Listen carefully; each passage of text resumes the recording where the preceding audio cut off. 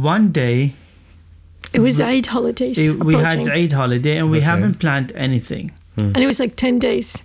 And yeah, it was like a full week longest. holiday. So you have from Sunday. No, it wasn't Sunday. It was like the weekend before, and then. Oh, it was with the National Day holiday. Yeah, Okay. Yes. something like that. Okay, Yeah. good. So we said, all right, let's just do it. Yeah. So I don't know what happened to me. Yeah, I don't واحد اللي know. نزل كده. I was like, yeah, sure, why not? I think she I convinced him. yeah, Well done. Yeah, Good job. I brainwashed him. But While you were asleep, just like, Yemen. yeah. So we packed our we bags. packed our bag.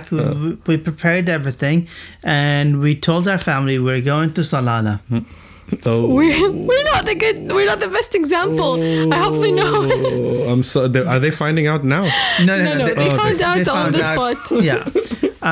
So very important information. I'll just tell him. We'll get back. I'll share that. So basically, what happened was, we booked a bus because we couldn't take a car. We didn't feel safe about it. So we booked a bus all the way to Salalah, and we asked his brother to drop us to Burj Al Sahwa, the bus stop.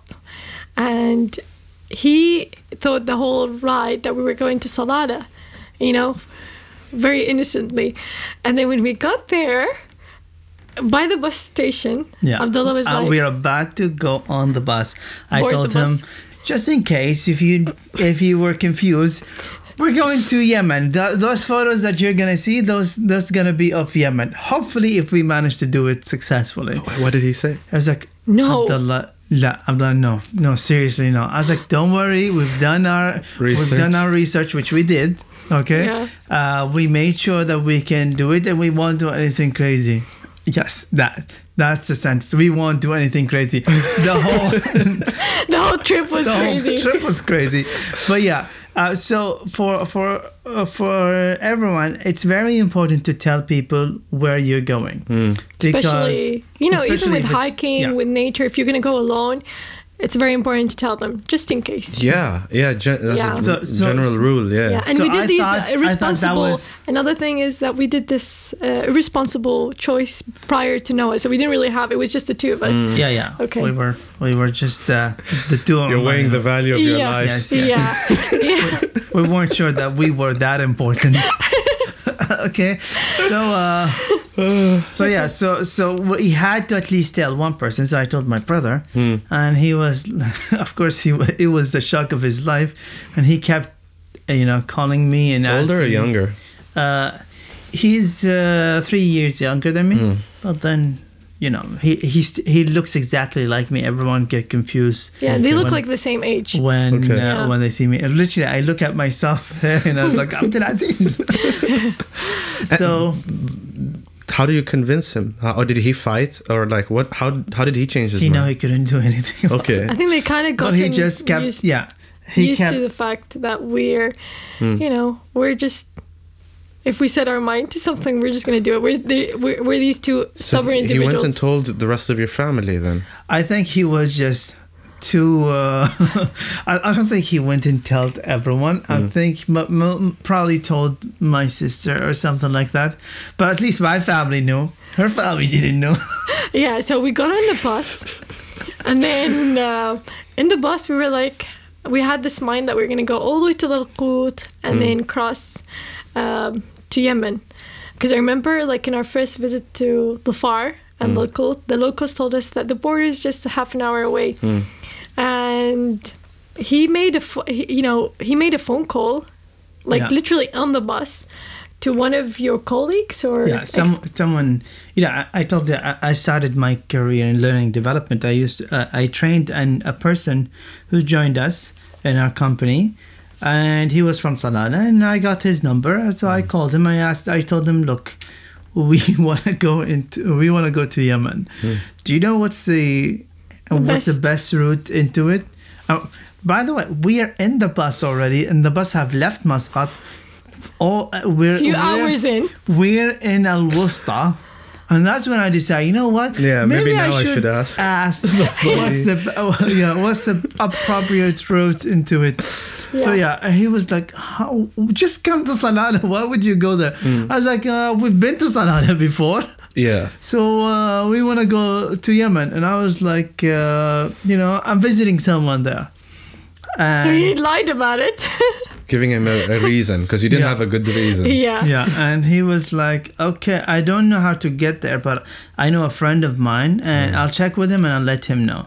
Yeah, and he called me back later, and he suggested that we go down, we stop at... Mazyuna. Yeah. And from Mazyuna, you go to... No, sorry. The bus stops at Thamret. And then from Thamret, you go to Mazyuna. Yeah. And so we actually stopped in Thamret. Yeah. We got down with a bunch of other guys that went down, and we were hoping to hitchhike because there were no taxis, or if there was a taxi to drop us so over. What happened is I asked the bus driver, I told him, we're going to Mazyuna.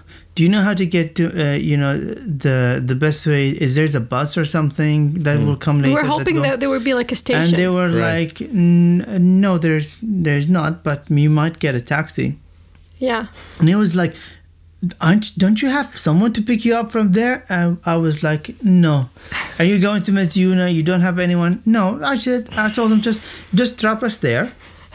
And it's like literally dropping you in the middle of the road, in the middle of nowhere. Luckily for us, there were people who seemed to be working with the Ministry of Defense or something like that. Yeah. And they have their bus to come and pick them up, and they will go to Mazyuna. I think there was an army bus or something. Yeah. They happened to see us roaming around.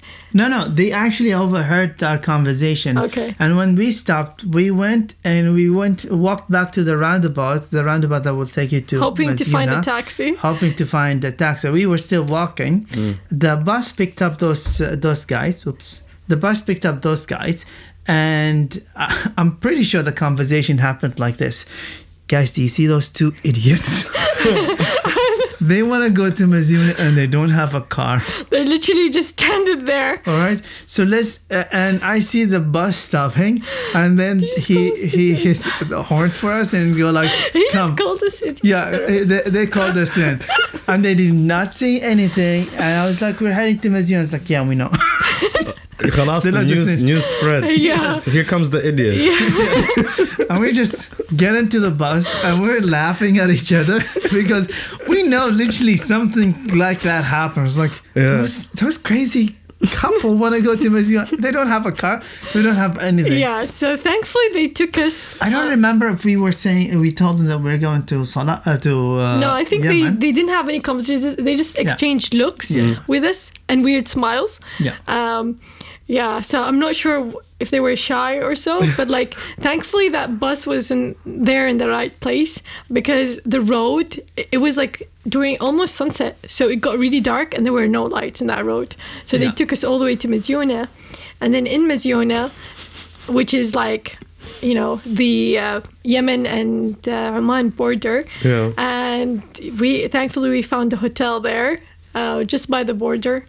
And we tried to organize a taxi for the next day to drop us to the border. We literally wanted to cross at night, and we said, "Oh, let's do it within the same day." It was night already. We assumed that the border, is like well lit and just like a modern border with Oman. Yeah, you guys didn't research anything.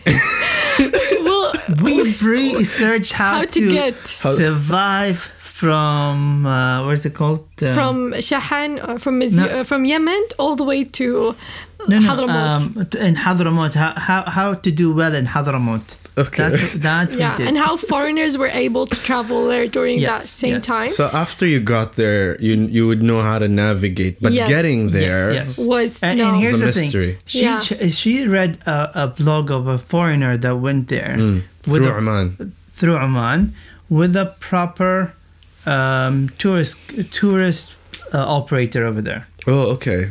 Yeah. Yet we are not connected with any tourist operator. Okay. And we had no clue how to how to get through from Oman to But Yemen. seriously, at any of this point, were you not scared? I think we were more excited than we were scared, Yeah. but we were more excited, and it only kicked in when we literally crossed. Yeah, the next day. Yeah. So so the next day we got into the border. The border police was like, "Where are you guys headed?" The Oman border police. Yeah. I was Okay. like, "Where are you guys headed?" Okay, so the taxi dropped us from the. We stayed in a small, apartment hotel, and the next day morning we got on a taxi, and the taxi said, "I will not cross to the other side. I'm gonna just leave you there at the borders." We said, "Okay." دبروا حالكم. Yeah. Now we're at the borders. Borders are designed for Cars. Right. And we walk in but it. we are walking. We don't have a car, and It's like going to a McDonald's drive-through. Yeah. exactly. So imagine ourselves in McDonald's drive-through, but on our feet. So the car in front of us, and there's a car behind us. Okay. So the car in front of us passes. We and then You went in. we walk to the window. Yeah. Literally, the Omani police, border police, bring his head out of the window and start looking. Where is your car? It's like, we don't have a car. He's like, "Where are you guys?" going? Yemen. Yemen. I was like, oh my god. Are you guys for real? And then we got the same question, like, "What are you guys gonna do there?" He had to say that he has got family there. Yeah, we told them we want to spend Eid over there, and I think they kind of understood that we have family or some sort. Yeah. And we just Eventually, we played told him along. I have a family there, Yeah. and he was like, when I told him, I want to spend Eid there, experience Eid over there. He was like, go to Salalah. Spend Eid in Salalah. Why do you want to spend it in Yemen? I was like, no, I have family there. No, actually, first I told him I've been to Salalah before. Yeah, enough. For some kind of reason, I thought that was a good enough reason. مكان جديد. And then the police was nice enough to actually just like find us a car, and he's like, can you just take them? Like, he found us the car that was stopping. So the Like, can guy you drop standing them, behind us, he was like, can you take those two with to the you? to the gate? So they did. Yeah, Yes, they yeah. helped us out. They Okay. were very nice. Were they Omanis? Yeah, they were. No, they were Yemenis living in. It was the car. You mean the car? The people who are in the car who drove you. Yemenis. Yemeni who lives in Abu Dhabi. Abu Dhabi. So we assumed that this guy would drop us like somewhere where at least there's a bus or. We told him we're going to Hadramout. So, Yeah. I didn't know how far Hadramout was from the How border. far is it? 8 hours from the border. Yo. Yeah. And then. So I trust this lady that she planned very well, and she told me I planned everything. I planned everything within Hadramout. After you got there. Yeah. Oh my Yeah. god. Thankfully, we walked into the border. There was like a big metal gate, like a random looking gate. There's not really an actual border. And then there was this like, run down window, and we get our passports stamped. And then we see a lot of people roaming around. They were a little bit scary looking. Some had guns with them. It's very normal in Yemen to carry. I think all had guns with them. Yeah, it's very normal. That's kind of when the reality hits. It's like, oh, whoa, oh, shush. Okay, we're in trouble. We're not in Oman anymore. There was an exchange shop, so a sketchy looking exchange shop, and then there were no buses, and there was no like public transportation of some sorts. So that was an issue. We found a guy, and then we saw a bus with him, and he told us that basically if he gets people, then he'll he'll go all the way. Enough people heading to Hadramout, he will take us. But thankfully, that guy was able to arrange with another taxi driver, who apparently was waiting for two other guys one from Qatar, one Yemeni coming from Qatar, and one Yemeni from Abu Dhabi. not the same guy that we hitched the ride with. Yeah. And the storage guy. Yeah, and so he told us the rate. We were able to get on the ride with them, and these two Yemeni guys, they're very used to it. Like they know how it works, and they were there to celebrate Eid with their families. And we were able to just take that 8-hour road comfortably all the way to Yemen. And we were in Hadramout. to Hadramout. Yeah. Yeah, all the way to Hadramout. Yeah. I mean, you can, yeah. That's أول شيء. This is without even us getting to Hadramout. That was a crazy story. I feel like now it's an appropriate time to just tell our listeners, please don't do what they did, right? Like we're not recommending people we're do not. this. Yeah, we're not. We got a lot of we got a lot of questions about how to get to Yemen and all. Yeah. I don't recommend it. I know there are people. Don't do what we did. Yeah, there are a lot of people who've traveled to Socotra, which is an island within, and it's very popular with foreigners. But they travel. Yeah, they travel via Abu Dhabi. It's a shame because Yemen is known for its beauty. It's such a beautiful place. Extremely beautiful. But at the same time, just make sure you're checking with the right concerned bodies before you make any moves like that. Again, don't do what they did, just do what they say. Yeah.